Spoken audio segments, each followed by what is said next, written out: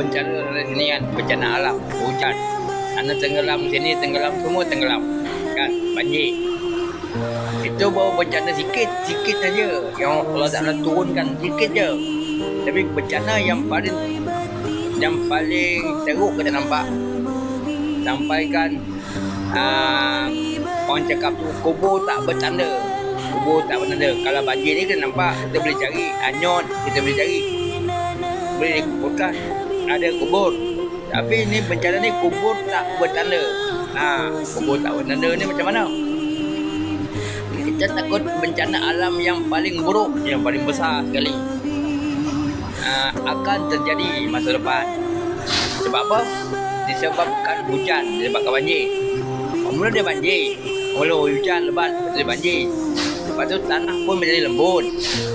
Bila tanah lembut, kita takut ada lubang-lubang misteri.